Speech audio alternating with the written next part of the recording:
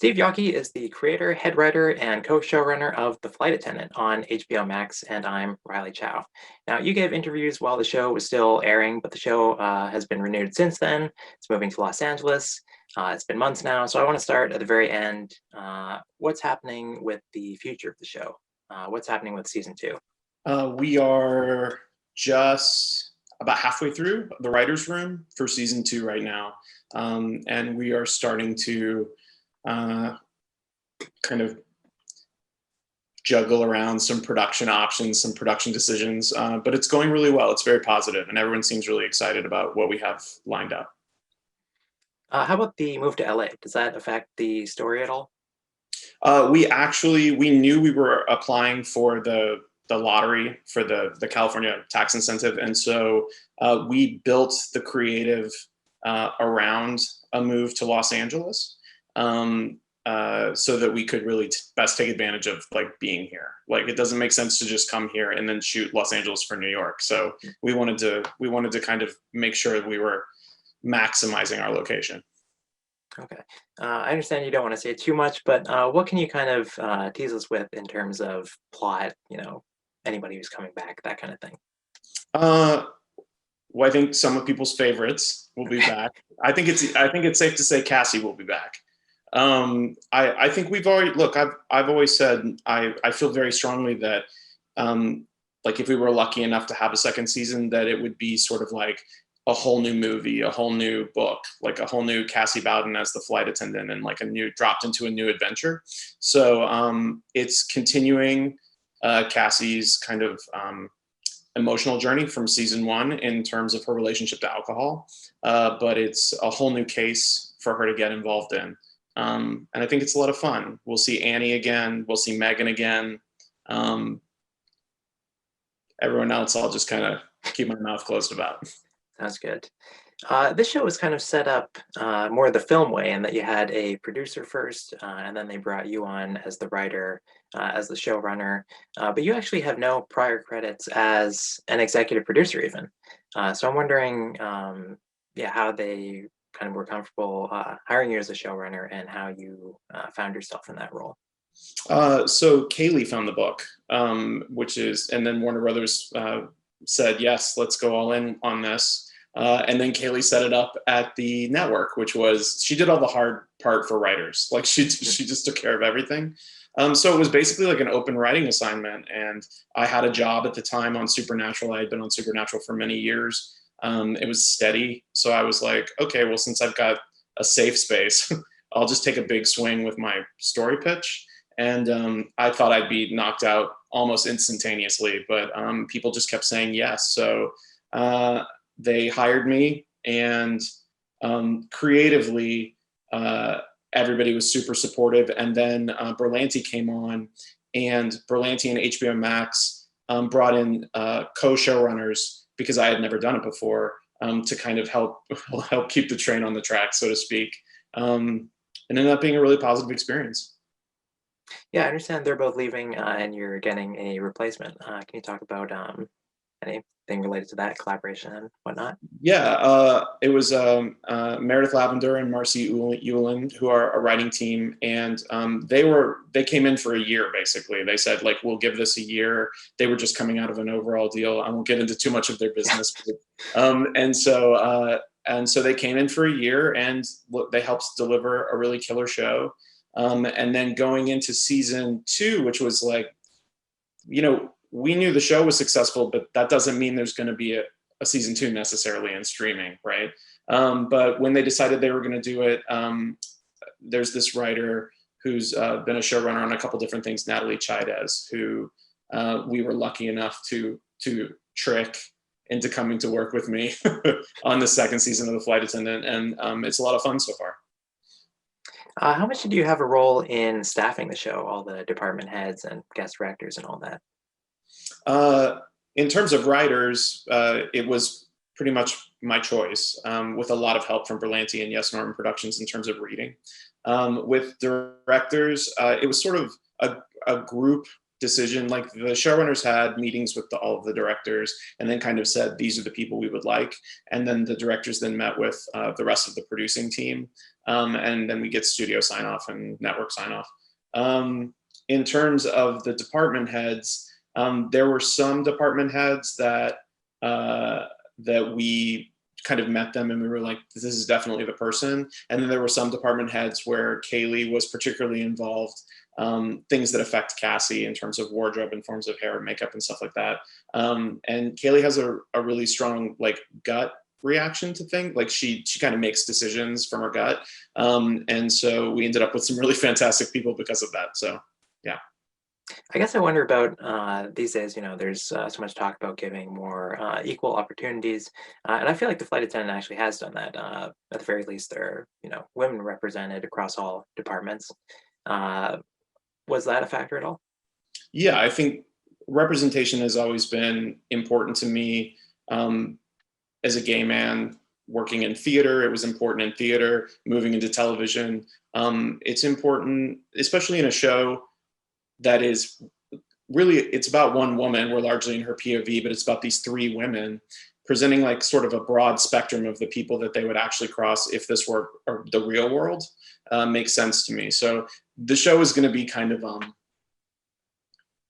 outlandish at times and get a little bit big, but I wanted it to look as much like the makeup of the world around us. So, if you look at New York City and then you look at our show, it feels very representative to me, both in front of the camera and behind the camera. I talked to Susanna Fogel, your pilot director. She talked about how, you have this background as a playwright and then how you wrote in all the split screens and that kind of thing. I'm wondering how you think your background affects the way that you screenwrite, and then also how much you decide, to put in there in terms of visual cues and that kind of thing. I mean, I think that directors can always come in with their take. So I give as much as feels necessary in the script for the aesthetic of the show to kind of come through. The split screens were really important to me because we were going to be so reliant on phone calls, and watching just one side of a phone call drives me crazy. So it was also an opportunity then. Susanna and I actually landed, I don't know if she said, but we landed on Dress to Kill as a good model for the phone calls, the split screens with like entire worlds happening inside each side of the phone call. So that was a really great creative serendipity that we both kind of landed in that place. For me, it's a lot different writing for TV than for the theater, but I will say that what this show afforded me was the opportunity to kind of exercise muscles that are more involved with metaphor and spectacle. So, it was all the stuff in the Mind Palace, all the stuff in the flashbacks and how they're utilized. That's the kind of stuff that you dream of in theater, that you actually have the resources to create in television. So I find that it's just a richer palette. Now that you're looking toward a future for the show, do you have kind of a grand plan, or have you worked one out about how long you would like the show to run? No, I mean, I think the great thing is the structure I mentioned earlier. It's sort of like season 2, just like season 1. I can confidently say, because we finished the light break of the whole season, we have a beginning, middle, and an end. With some nice like kind of flourishes that can be pulled into a season 3 the same way we're pulling some flourishes from season 1 into season 2.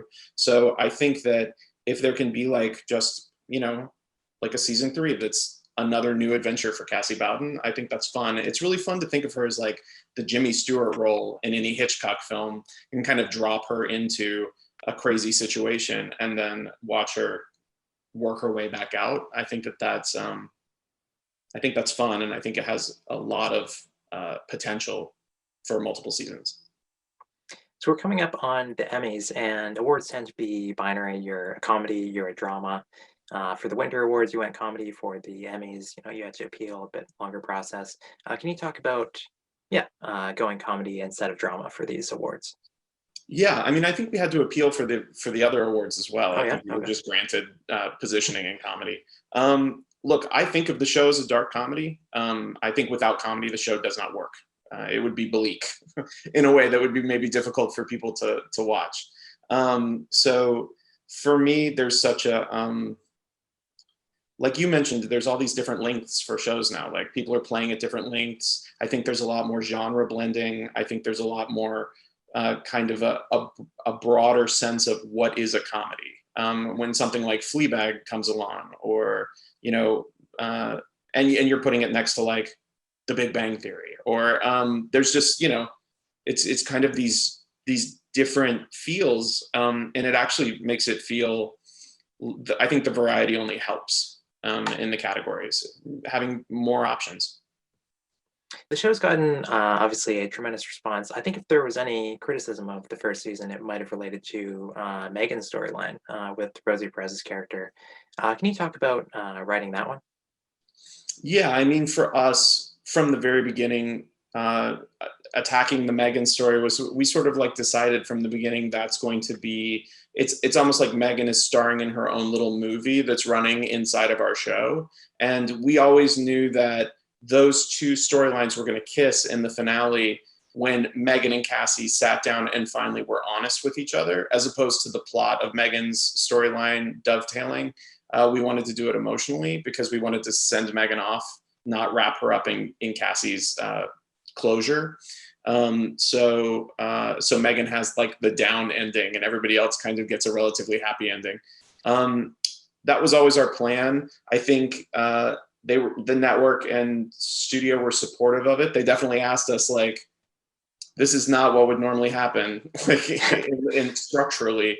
But we did it, I think, with confidence, and we did it with the intent of executing it the way it ended up on screen. So I feel successful about it. There are a lot of different ways to tell stories, and the great thing about The Flight Attendant is we took a lot of tropes and a lot of expectations that people have when they sit down to watch a show like that, and I think we played with them, and that's fun, and hopefully fun for an audience too.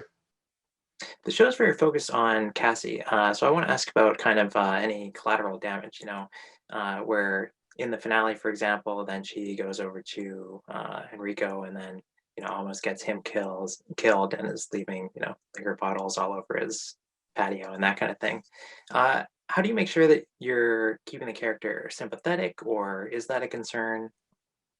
No, I mean, look, you are squarely in Cassie's POV for a good 95% of the show. So as we get towards the end, we get a little more Miranda and things like that, a little more Annie.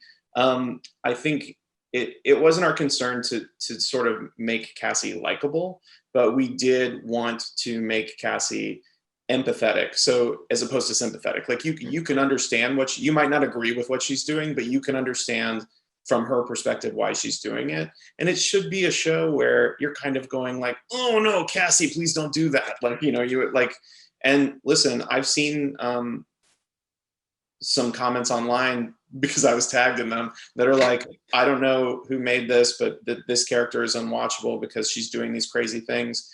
But I think for a lot of people, the fun of the show and a lot of the kind of cathartic release of the show is she's making these decisions that you wouldn't make, and then you get to watch them play out. And I think that keeps her relatable. I also have to say, Kaley did a really fantastic job. As an actress, she has an openness and sort of a charisma that that kind of rubs up against the harder parts of Cassie to love, and it creates this friction, and you're kind of like stuck rooting for this character that you wish would just like sit down and not get into trouble.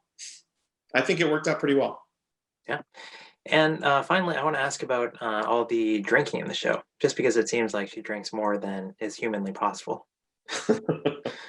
Well, time is passing between the scenes that you see. It's not, I mean, it's, but she drinks a lot. But listen, she is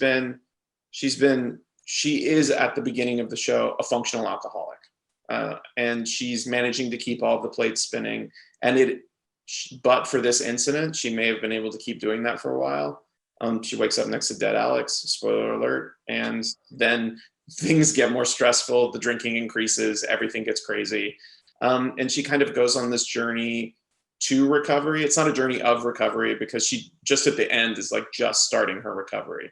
So we really get to see her hit the bottom of the barrel. But I will say, I feel like she drinks the amount that character would be drinking, who started drinking when she was 10 years old. Well, Steve, thanks very much for chatting with Cold Derby, and best of luck with the second season and the upcoming Emmys. Thanks so much. I really appreciate your time.